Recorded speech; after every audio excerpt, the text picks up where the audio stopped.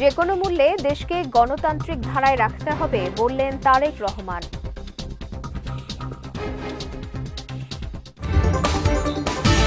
ভারতের আধিপত্য থেকে দেশকে মুক্ত করেছে সরকার, মন্তব্য আইন উপদেষ্টার।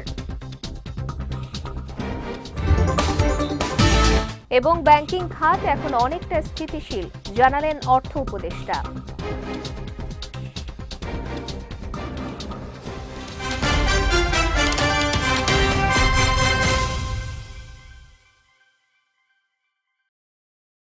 আসসালামু আলাইকুম। পুষ্টি চা নিবেদিত বিজয় রাতের সংবাদে আমন্ত্রণ জানাচ্ছি আমি সঞ্জিদা আজিজ। শুনছিলেন শিরোনাম, এবারে বিস্তারিত। মতপার্থক্য থাকলেও যেন মতবিভেদ না হয় সেজন্য আলোচনার মাধ্যমে সমস্যা সমাধানের তাগিদ দিয়েছেন বিএনপি চেয়ারম্যান তারেক রহমান। সকালে রাজধানীর বনানীর একটি হোটেলে গণমাধ্যম ব্যক্তিত্বদের সঙ্গে শুভেচ্ছা বিনিময় অনুষ্ঠানে তিনি একথা বলেন। শায়ান সাব্বিরের রিপোর্ট, ক্যামেরায় ছিলেন রাইসুল রিফাত। শনিবার সকালে বাংলাদেশ জাতীয়তাবাদী দল বিএনপির উদ্যোগে রাজধানীর বনানীর একটি হোটেলে গণমাধ্যম ব্যক্তিত্বদের সঙ্গে শুভেচ্ছা বিনিময় অনুষ্ঠানে যোগ দেন বিএনপি চেয়ারম্যান তারেক রহমান। এ সময় তারেক রহমান সম্পাদক ও সাংবাদিকদের কাছে গিয়ে শুভেচ্ছা বিনিময় করেন। অনুষ্ঠানে বিএনপি চেয়ারম্যান বলেন, যে কোনো মূল্যে দেশকে গণতান্ত্রিক ধারায় রাখতে হবে। বর্তমান বাস্তবতায় 5 আগস্টের আগে ফিরে তাকানোর সুযোগ নেই বলে মন্তব্য করেন তিনি।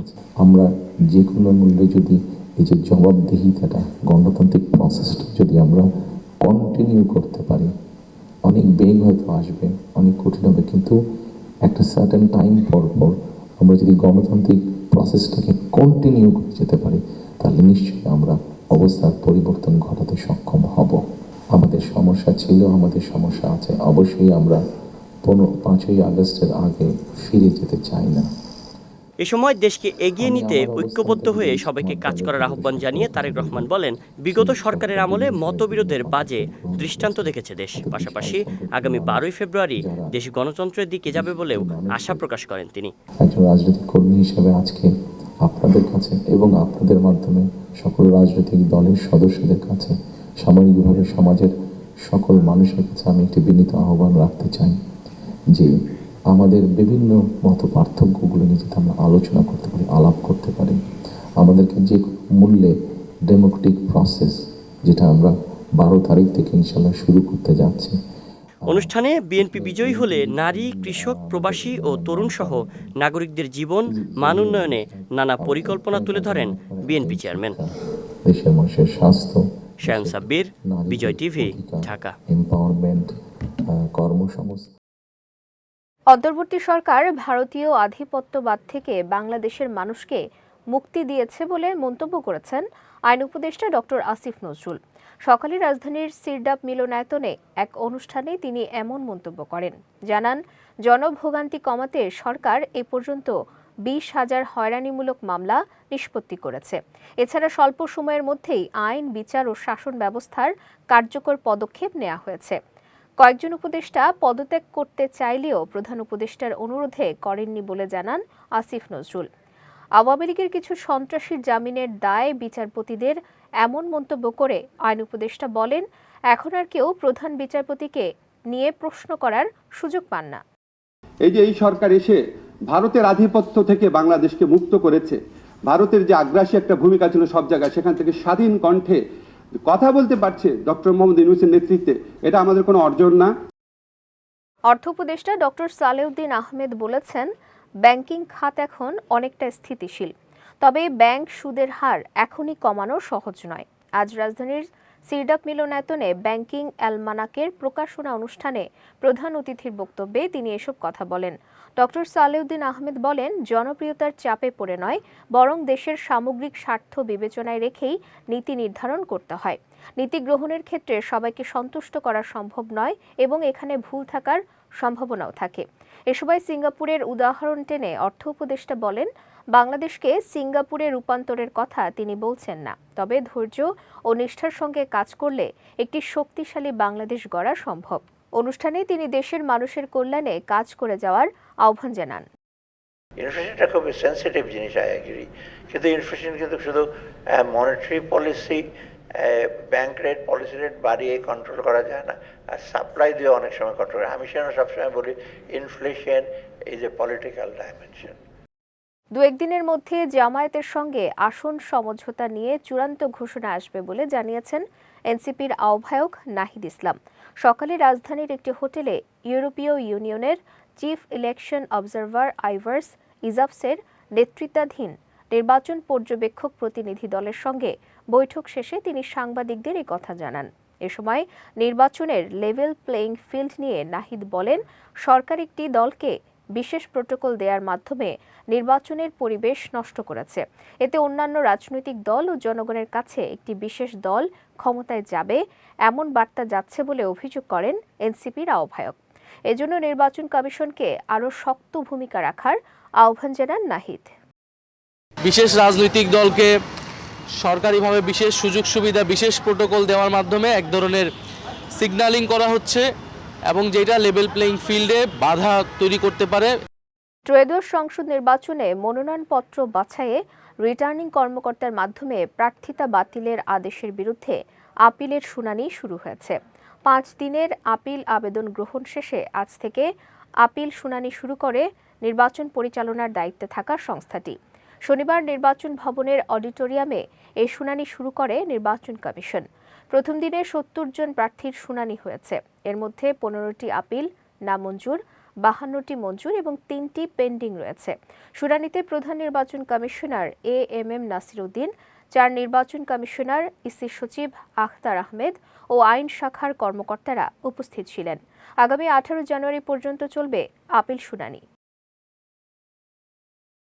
রাজধানীর কাউরান বাজারের তেজতুরি বাজারে স্বেচ্ছাসেবক দলের নেতা আজিজুর রহমান মুসাব্বির হত্যার ঘটনায় প্রধান শুটার সহ 3 জনকে গ্রেফতার করেছে ঢাকা মেট্রোপলিটন পুলিশের গোয়েন্দা শাখার ডিবি।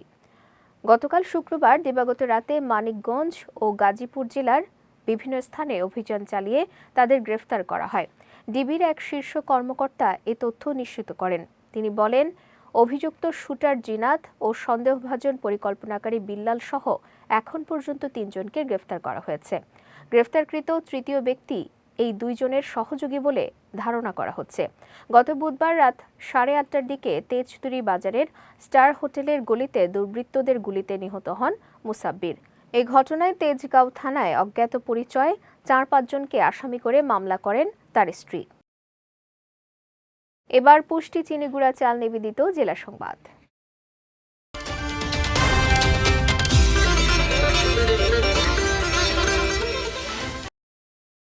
আগামী নির্বাচনে সহিংসতা এড়াতে ঝুঁকিপূর্ণ কেন্দ্রগুলোতে দায়িত্বরত পুলিশ সদস্যদের বডি অন ক্যামেরা দেয়া হবে বলে জানিয়েছেন আইজিপি বাহারুল আলম। দুপুরে রংপুর মেট্রোপলিটন পুলিশ জেলার বিভিন্ন ইউনিটের পুলিশ কর্মকর্তা ও সদস্যদের সঙ্গে কল্যাণ সভায় অংশগ্রহণ শেষে সাংবাদিকদের তিনি কথা জানান। বলেন, সারা দেশে 24,000 ঝুঁকিপূর্ণ কেন্দ্র রয়েছে। এসব কেন্দ্রে যাতে কোনো সহিংসতা বা বিশৃঙ্খলা না হয় সেজন্য পুলিশ সদস্যদের বডি অন ক্যামেরা দেয়া হবে, যা দিয়ে সবকিছু তদারকি করা সম্ভব হবে। এ সময় পুলিশের কাজে সবাইকে সহযোগিতার জন্য অনুরোধ জানান আইজিপি। যেগুলো গুরুত্বপূর্ণ কেন্দ্র, ঝুঁকিপূর্ণ 8,000 এবং মধ্যম ধরনের ঝুঁকি যাদের আছে 16,000, এই 24,000-এর প্রত্যেকটাতেই আমরা পুলিশের কাছে বডি ক্যাম দেওয়ার একটা উদ্যোগ নিয়েছি। জেলার এসপি সাহেবরা স্ব থেকে উদ্যোগে বডি ক্যামগুলো কিনছেন। নির্বাচন কমিশনের অনুরোধে দেশের বৃহত্তর স্বার্থে বিএনপি চেয়ারম্যান তারেক রহমানের উত্তরবঙ্গ সফর স্থগিত হয়েছে বলে জানিয়েছেন দলটির স্থায়ী কমিটির সদস্য ইকবাল হাসান মাহমুদ টুকু। দুপুরে সিরাজগঞ্জে নিজ বাসভবনে সাংবাদিকদের সঙ্গে মত বিনিময়কালে তিনি একথা জানান। বলেন, নির্বাচনের মধ্য দিয়ে যখন কোনো সরকার আসে, সেই সরকারের প্রতি মানুষের আস্থা আসে, বিদেশিদেরও আস্থা আসে। দেরিতে হলেও দেশে নির্বাচন অনুষ্ঠিত হতে যাচ্ছে, তবে সে নির্বাচনকে প্রতিহত করার জন্য নানা রকম পায়তারা চলছে বলে অভিযোগ করেন তিনি। এ সময় শহীদ জিয়া ও খালেদা জিয়ার মতো তারেক রহমানও দেশের মানুষের হৃদয়ের মণিকোঠায় স্থান করে নেবে বলে মন্তব্য করেন স্থায়ী কমিটির এই সদস্য। ইলেকশন কমিশন আমাদের কাছে অনুরোধ করেছে যে ওনার এই সফরটা স্থগিত করার জন্য। তা আমরা জাতির বৃহত্তর স্বার্থে জাতির কল্যাণের জন্য এবং সুষ্ঠু ভোট হোক, এই কারণে তারেক রহমান সাহেব তার এই সফর বাতিল করেছেন। শীতের তীব্রতায় জবুথবু সারা দেশ, নাকাল হয়ে পড়েছে জনজীবন। এমন অবস্থায় ঝিনাইদহের সীমান্তবর্তী উপজেলা মহেশপুরের ফুটপাতের দোকানগুলোতে শীতের কাপড় কিনতে ভিড় করছেন ক্রেতারা। বড় মার্কেট আর শপিং মলগুলোর তুলনায় স্বল্প খরচে শীতবস্ত্র মেলায় ফুটপাতের দোকানগুলোতে সকাল থেকে রাত পর্যন্ত লেগে রয়েছে ক্রেতাদের উপচে পড়া ভিড়। ঝিনাইদহের মহেশপুর থেকে মোহাম্মদ সেলিম রেজার পাঠানো তথ্যচিত্রে বিস্তারিত জাওয়াদন্তুর ডেস্ক রিপোর্টে। 2025 সালের ডিসেম্বরের শেষ থেকে শুরু হয়ে চলতি বছরের জানুয়ারিতে সারা দেশে জেঁকে বসেছে শীত। তীব্র ঠান্ডায় নাজেহাল ঝিনাইদহ জেলার মহেশপুর উপজেলার বাসিন্দারা। এমন অবস্থায় সব থেকে বিপাকে পড়েছেন খেটে খাওয়া নিম্ন আয়ের মানুষ। শীতের কবল থেকে মুক্তি পেতে সবাই জড়ো হচ্ছেন গরম কাপড়ের দোকানে। তবে শীত বস্ত্র কিনতে সমাজের উঁচু তলার মানুষদের ঠিকানা বড় বড় মার্কেট আর শপিং মল হলেও নিম্ন আয়ের মানুষদের একমাত্র ভরসা ফুটপাতের দোকান। শীত নিবারণের জন্য মহেশপুরের মানুষ তাই ভিড় জমাচ্ছেন উপজেলার বাজার, বাস স্ট্যান্ড এলাকা, ডাকবাংলো ও আশপাশের সড়কের দুই পাশের অস্থায়ী দোকানগুলোতে। শিশু ও প্রাপ্তবয়স্কদের জন্য শীতের পোশাকের দাম নাগালের মধ্যে থাকায় সারাদিন এসব দোকানে থাকে ক্রেতা সমাগম। আমাদের এখানে প্রচুর শীত, আমরা রোডের পাশে কম দামে জিনিস পেয়ে আমরা কিনে নিচ্ছি আমাদের মহিলাদের জন্য। আমার পোতা ছেলের জন্য শীতের পোশাক কিনতেছি, আমি এখানে নিয়েছি 5টা। ছেলের জন্য শীতের পোশাক কিনতে আইছি, তা পছন্দ হলে নিয়ে যাব। এই শীতের মার্কেট করছি, কম দামে পাওয়া যাচ্ছে তাই কিনছি। এদিকে সকাল থেকে রাত পর্যন্ত বিকিনি চলায় খুশি বিক্রেতারা। আমাদের এখানে কম দামে কাপড় চোপড় পায় মানুষের, গরম কাপড় শীতের উপভোগের জন্য, এই জন্যই মানুষ ভিড় জমাচ্ছে। এখন মোটামুটি ভালো বিক্রি হচ্ছে। এই শীতে বাচ্চাদের পোশাক বেশি বিক্রি হচ্ছে। এখানে ছোট থেকে মুরব্বী পর্যন্ত সবাই নিয়েছে অল্প দামে, একদম সীমিত দামে।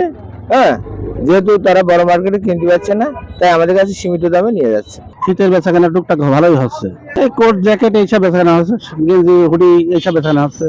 তবে তীব্র শীতে ছিন্নমূল মানুষসহ নিম্ন আয়ের মানুষদের পাশে দাঁড়ানোর জন্য সমাজের বিত্তবানদের এগিয়ে আসার আহ্বান সচেতন মহলের। বিজয় টিভি নিউজ ডেস্ক। চাঁপাইনবাবগঞ্জ সীমান্তে পৃথক অভিযান চালিয়ে 16টি ভারতীয় গরু জব্দ করেছে বিজিবি। বিকেলে বিষয়টি নিশ্চিত করেন চাঁপাইনবাবগঞ্জ 53 বিজিবি ব্যাটালিয়নের অধিনায়ক লেফটেন্যান্ট কর্নেল কাজী মুস্তাফিজুর রহমান। তিনি জানান, গোপন সংবাদের ভিত্তিতে সকালে 4টি বিওপি এলাকায় অভিযান চালিয়ে 16টি ভারতীয় গরু জব্দ করা হয়। তবে এ সময় কাউকে আটক করা সম্ভব হয়নি। এদিকে জব্দকৃত ভারতীয় গরুগুলো চাঁপাইনবাবগঞ্জ জেলা শুল্ক কার্যালয়ে জমা দেওয়া হয়েছে বলেও জানান বিজিবির এই কর্মকর্তা। যাচ্ছি পুষ্টি ড্রিঙ্কিং ওয়াটার নিবেদিত খেলা সংবাদে।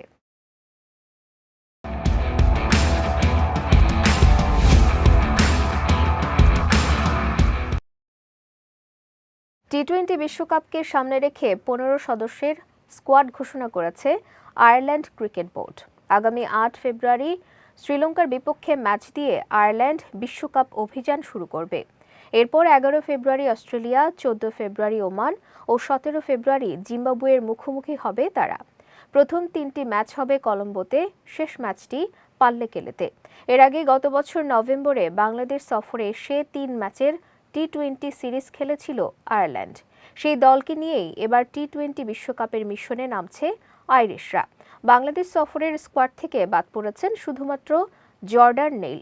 টি-20তে অভিষেক না হওয়া নেইলের বদলে দলে ফিরেছেন চোট থেকে সেরে ওঠা রস অ্যাডায়ার। আগামী 11 জুন মাঠে গড়াবে 2026 সালের ফুটবল বিশ্বকাপ, যা শেষ হবে 19 জুলাই। এর প্রস্তুতির অংশ হিসেবে মার্চে যুক্তরাষ্ট্রে প্রীতি ম্যাচ খেলবে ব্রাজিল, ফ্রান্স, ক্রোয়েশিয়া ও কলম্বিয়া। এর আগে ঘোষণা করা হয়েছে রোড টু 26 সিরিজের দিন তারিখ। সূচি অনুযায়ী আগামী 26 মার্চ ম্যাসাচুসেটসের ফক্সবরোতে মুখোমুখি হবে ব্রাজিল ও ফ্রান্স।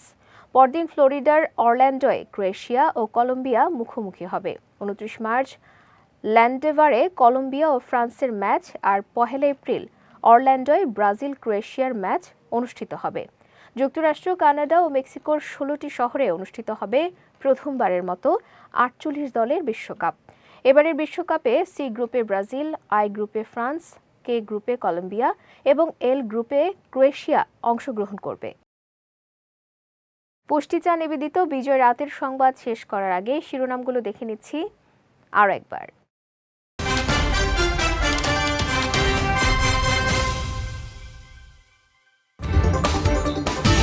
যে কোনো মূল্যে দেশকে গণতান্ত্রিক ধারায় রাখতে হবে বললেন তারেক রহমান।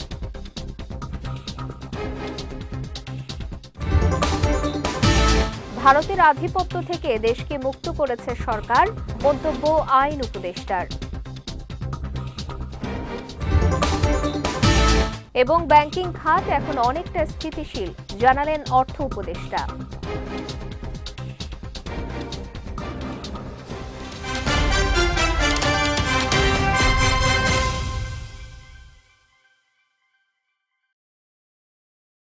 বিজয় রাতের সংবাদ শেষে আজকের মতো আমি সঞ্জিদা আজিজ আপনাদের কাছ থেকে বিদায় নিচ্ছি। আগামীকাল একই সময়ে নতুন সব খবর দেখতে চোখ রাখুন বিজয় টিভিতে। এছাড়াও আজকের বিজয় রাতের সংবাদের ভিডিও দেখতে পারেন আমাদের ইউটিউব এবং ফেসবুক পেজে। আমাদের ইউটিউব হলো youtube.com/bijaytvofficial এবং আমাদের ফেসবুক পেজ হলো facebook.com/bijaytvlimited। এতক্ষণ সঙ্গে থাকার জন্য ধন্যবাদ সবাইকে।